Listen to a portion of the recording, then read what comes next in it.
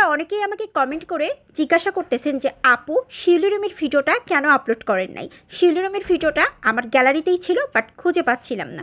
চলেন তাহলে এখন আপনাদের পুরো রুমের ভিডিওটা শেয়ার করে ফেলি। হ্যালো এভরিওয়ান, আসসালামু আলাইকুম। আশা করি সবাই ভালো আছেন, আল্লাহর রহমতে আমিও ভালো আছি। হিমকুড়ি বনবাংলোর প্রত্যেকটা রুমই অনেক সুন্দর, তবে স্পেশালি আমার কাছে বাংলো 4টা এবং শিউলি রুমটা স্পেশালি ভালো লাগে। আপনারা এখানে বসে আধুনিকতার ছোঁয়াটা একটু কম পাবেন। বাঁশ কাঠতে তৈরি এবং রুমের ডেকোরেশন অনেক সুন্দর ছিল। প্রথমেই চারিপাশটা আপনাদেরকে ভালো করে দেখাচ্ছি যে শিউলি রুমের পাশে ছোট ছোট দুটো শাপলা পুকুর আছে, দেখতে অনেক বেশি ভালো লাগবে এবং জানলা থেকে প্রাকৃতিক দৃশ্য উপভোগ করতে পারবেন। এখানে আপনারা 3 জন থাকতে পারবেন শেয়ারে।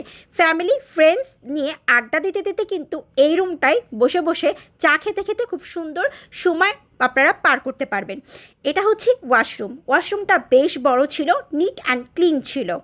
প্রতি রাতের জন্য এই শিউলি রুমের ভাড়া পড়বে 2800 টাকা। এখানে আবার এসে দেখলাম নাফিসা পরি অনেক পিকচার তুলতেছিল, তারপরে তাকে একটু আমি নিয়ে হাত ঘোরালাম। ঘোরাতে ঘোরাতে এইদিকে আবার দুজনে মিলে হালকা একটু ঠং করে নিলাম।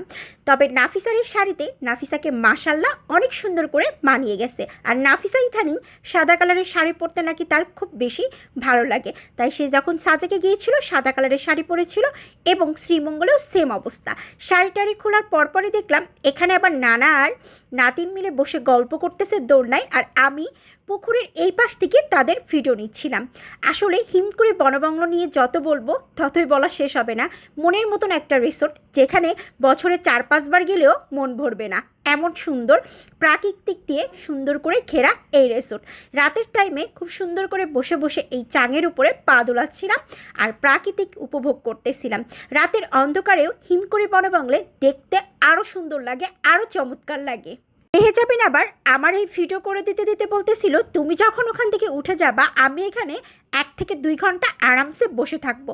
আমি বললাম ঠিক আছে তুমি বসে থেকো, যেহেতু তোমার কাছে ভালো লাগছে জায়গাটা এবং হিমকুড়ি বনবাংলোর এই জায়গাটা আমার কাছেও অনেক বেশি পছন্দের তালিকায় ছিল। এই পুকুরের পাশে বসে বসে না রিল্যাক্স ফিল করা যাবে খুব সুন্দরভাবে এবং মনের আনন্দে নিঝুম রাতে গান গেতে গেতে কিন্তু আর 1 কাপ চা বা কফি হলে একদম পারফেক্ট সময় পার করা যায়। সবাই ভালো থাকবেন, আল্লাহ হাফিজ।